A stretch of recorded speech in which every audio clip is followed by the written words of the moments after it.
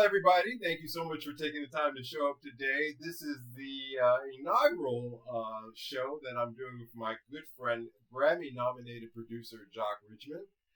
He's been so kind to spend a little bit of time with us every month and talk about different things. How you doing, Mr. Richmond? I am doing well. How are you today? I am quite well. Weather here has been good, so I'm thankful for that. Usually this place is as cold as a witch's tit, but you know. Yeah. I don't know. How about LA? I miss LA weather. Oh gosh, it's about 70 here, but overcast. So we're getting the May gray thing happening. No sun. But I'll take it. I'll take it. Yeah. Well, Jock. Today I thought we would cover the subject about AI in music. Now, both of us have been doing this for a considerable amount of time. Have you ever seen any pictures of the 90s, man? It looks like they look all faded. It looks like it was taken 100 years ago. Look, man, I recently went through some old drawers and found a picture taken on one of those Polaroid where you get Yeah. And man, if I showed that to anyone new, anyone like born recently, they'd be like, "What is that?" Exactly. That's what I'm talking about. Why about. are you holding the picture? Exactly. Why is it not on your phone? Oh, I saw some of those from my high school, and I was shocked. I was like, "Oh my god, it looks like the '60s."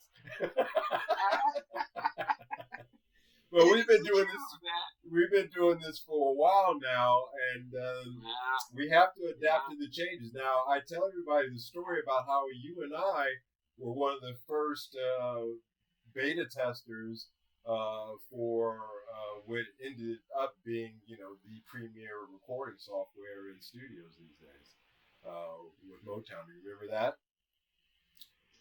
You talking about Pro Tools, Sound Tools? Pro Tools. Oh yeah. Before then, it was Sound Tools. Yes, it was Sound Tools. That's right. Just a couple little tracks that you had to deal with, but it was like somebody it was like a Martian, an alien had landed on our front porch, and we're like, oh my god. I think of all the cats that invested in those big SSL boards at that time. Unfortunately, they did not get a return on their investment. They did not. But who had the foresight to know that was going to happen like that? So absolutely no one. So I chose this subject for our inaugural discussion because, really, honestly speaking, we went from that stage where, again, we just felt like it just dropped out of the sky to where, now we're dealing with yet again another kind of big advancement that's dropped out of the sky and into our lap. And as we saw with hardware recording systems and how they've gone the way of the dinosaur, I'm starting to wonder if our roles as music creators and producers is about to go out the door as well because of AI. It's a fair question. What's your thoughts on it? Like in your experience, is it a positive or a negative? Let's put it that way.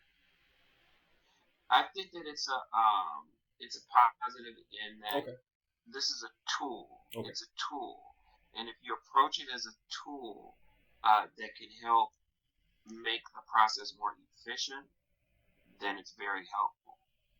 I think that, and I fear that the way and the rate that the technology is advancing, I don't know how long before normalized systems are going to be literally obsolete. Like there are certain things that I've kind of gotten a chance to process and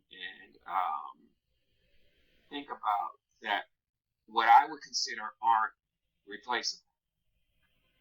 And when I look at this technology, I'm thinking, won't be long until there's some kind of an algorithm or something is in place where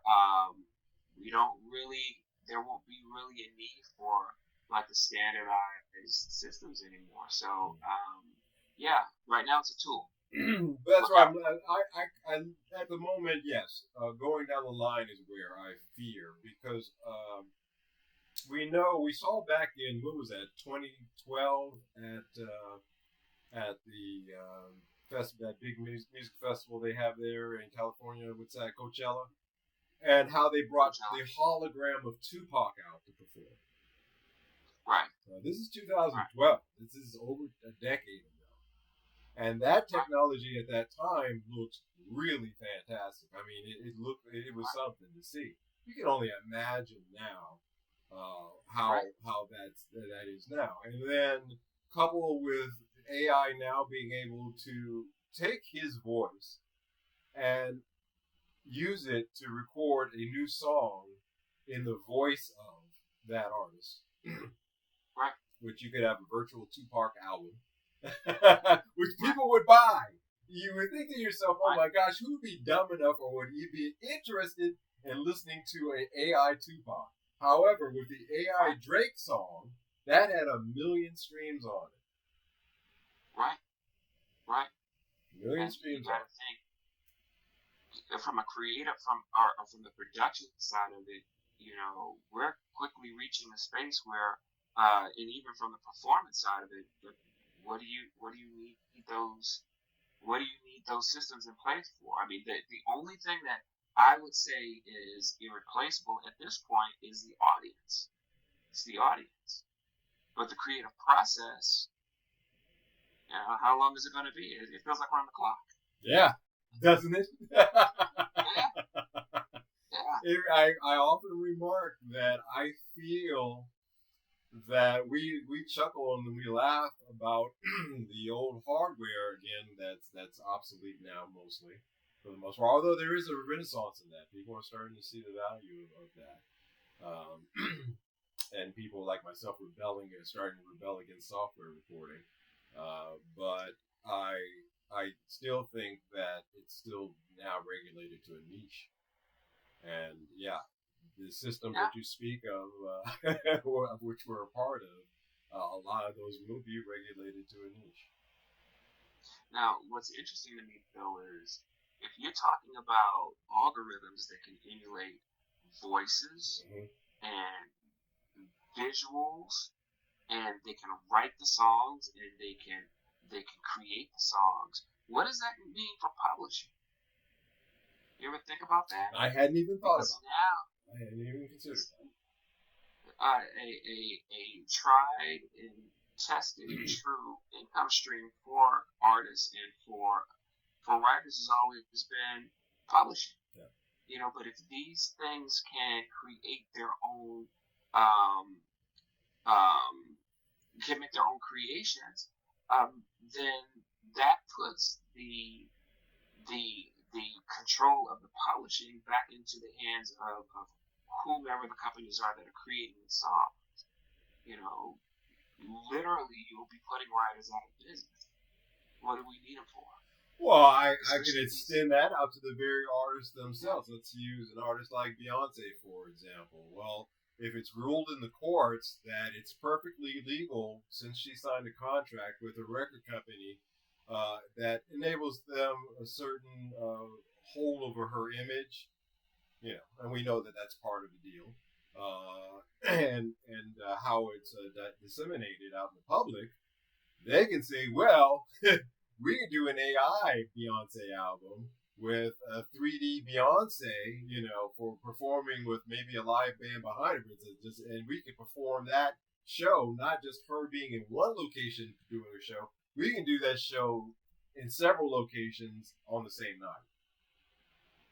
Well, let's take this up a notch. Okay, so say these artificial intelligence algorithms can synthesize what an appealing artist looks like, appealing artist sounds like, what an appealing artist, according to its data, what are the lyrics that the listeners are listening for? these things. I mean, we're not far from a situation where this intelligence can create literally a new artist. Yeah.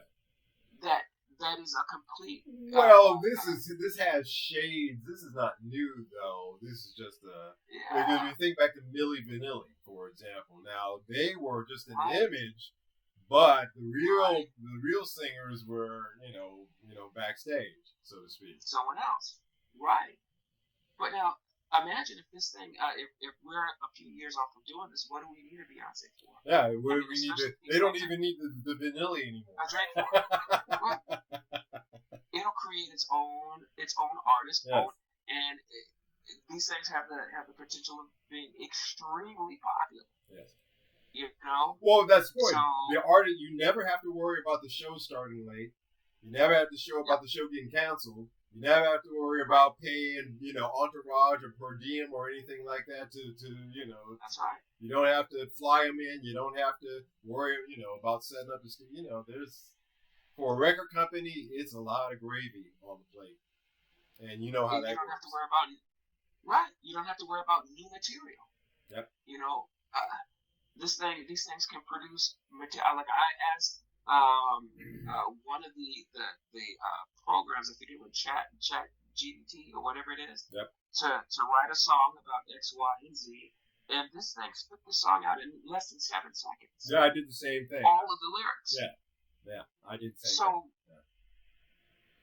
Oh my God! But I will say this much: the lyrics that it pumped out, I just put in a title and said, "Write lyrics around this title." And it did first verse, second verse, bridge. It actually laid it out like that. Yeah. But it was a very sterile. I mean, it made sense and it worked, but it was soulless.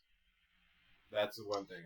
It's just like, think about it like this: just like before Pro Tools, Sound Tools, and then in the very early stages of Pro Tools, we also considered that as soulless. Yeah. And who would have thought all of these years later that it is the standard for recording now. So you give it a few years. That's what I'm seeing, because we've gone through the hard disk record. Well, the washing machine sized 2-inch tape recorders, yep. And then those getting phased out for hard disk systems. We've gone through the whole mechanical things where we've had cassettes, 8 tracks, cassettes, CDs. Like, we've lived through all of this stuff, and now it's all streamed on TV. So we've seen these things happen. It's not like we don't have a reference. Yeah. So when I see the technology now, it feels like the beginning stages of something that can really, really, really evolve. I know, man. But wow, think about, oh my gosh, think about. I mean, maybe they'll write better, music, but I doubt it, because what's going to be programmed in is what's the most appealing to this demographic, to this age group, and it will be the most insipid stuff you've ever heard in your life. It will, because when you think about what popular music is created for, I mean, at the end of the day, popular music is created so that listeners can tune into a particular station or particular medium, so that just long enough. Oh, you're breaking up. These are there you go. Basically marketing machines. Can you hear me? There we go. Music is. Can you hear me? Okay. Yep. Can you hear me now? Okay, yes. So when you think about popular music is a media tool to drive listeners to commercials. Yeah. That's what it is. Yeah. They're trying to sell Coca-Cola or Target. So that's why you see a lot of these well-known established acts selling their catalogs. Exactly. They see the writing on the wall. They see it. So now, to me, it's gonna come down to 2 factions. There's gonna be the popularized music that can be taken completely out of the hands of popular artists, because they found a more efficient way to bring listeners to the commercials. And then you're gonna have the faction that are just the purists, that are musicians for the sake of creating music. for the art form of it. Again, a niche market. Right. That's what it's going to splinter. And we've seen this, and that the splinter with the real musicians. I just fear that's going to be the niche market. That's going to be the guys who say, you know what, I'm still going to record on the hard disk, or I'm still going to record on tape, and I'm still going to buy records, or and this is a very small percentage. Most people, like I said, if 1 million people knew that Drake song was a fake Drake song and they downloaded it anyway and they loved it, and said actually someone said it sounded better than Drake, sounded like his old stuff. They said, the record company is taking note of these things, and they're saying to themselves, hey,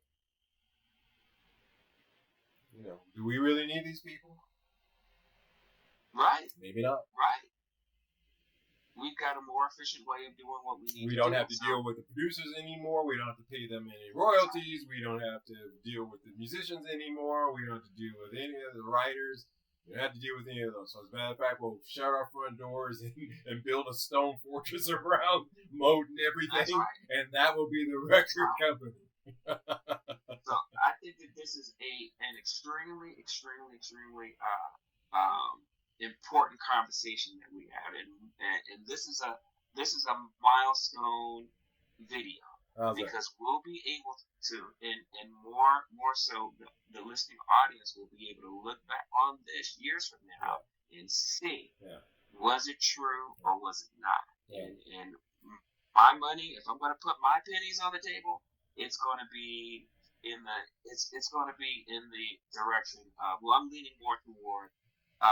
Because it's the music business, and this is a business, they're going to move to the more efficient, as it develops and becomes more fine-tuned, more efficient ways of making their money. Yeah. I think so. Yeah.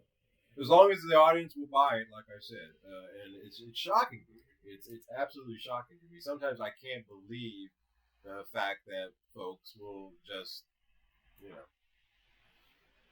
I just don't get it. I don't understand that they'll accept a fake version of their artist, even when the real one is still alive.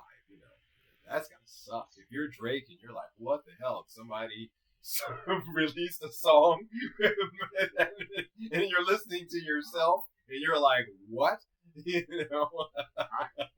Uh-oh. Well, imagine when your Drakes and your Ariana Grande's, when their competition now is not an actual person.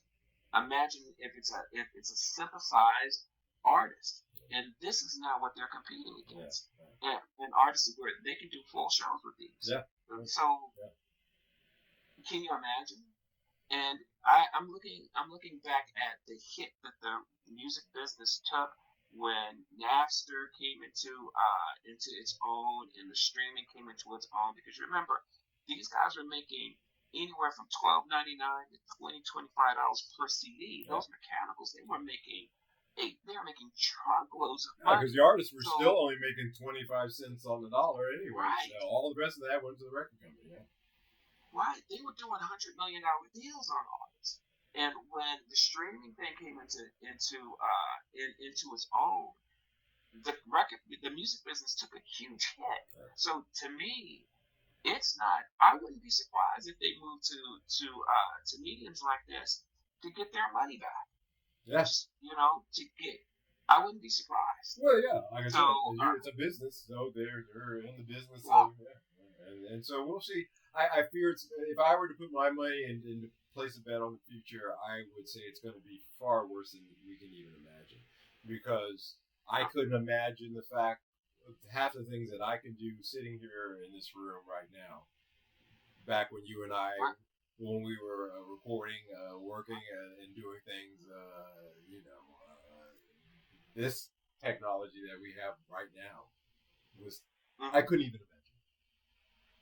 Couldn't even imagine. I think it's going to be, in that regard, tough on the content creators. But I'm also looking on the flip side of that to the actual to the listeners, to the audience. They're going to be able to see, and they're going to be able to experience just a whole new level of creativity. it's fascinating to me, and I'm almost excited because it's a limitless. Imagine before autotune. Imagine before autotune. No one could imagine people singing with these algorithms on their voices. Can you imagine years from now when this technology it develops what the listener will be able to experience? Exactly right. It's just why, and the music company knows that, and this is a positive way to end this interview or this discussion. As long as there's an audience, which there will be, and they're down with it, then that's where it's going to be. Right, right. So, and at the end of the day, that's what's going to be king is if they can sell the audience. Yeah. If they can sell the audience, which I think they can. And yeah, I think they can. I think that I think that once they start making that money, it's going to be a hard sell to circle back around to paying the money for actual artists. Yeah. Like you said, it's going to be niche. Yeah. All that's right. What I see. Thank you so much. We had our first discussion here. I think it went very well. Yeah. And I really think that we hit on a lot of good points here. So, guys, every month, Jacques and I are going to be sitting down like this, and we'll pick a topic. Down in the comment section, if there is a topic or something that you want to ask us to talk about, we will cover that as well. And we appreciate you watching and taking the time to watch. I'm not going to I was going to push Jacques up against the wall, ask him when he's going to finish mastering my album, but I'll leave that alone for right now. No. I'm back on the block, so I'm good to go. All right. Had a rough spell there for a minute, but I'm back. Because people have been asking about it, so there we go. You guys are the first to hear it. There you go. He said he's back on it, and I'm glad to hear it. Thank you so much, Mr. Richmond, for taking the time. My pleasure. And we will do this again in a few weeks. Right.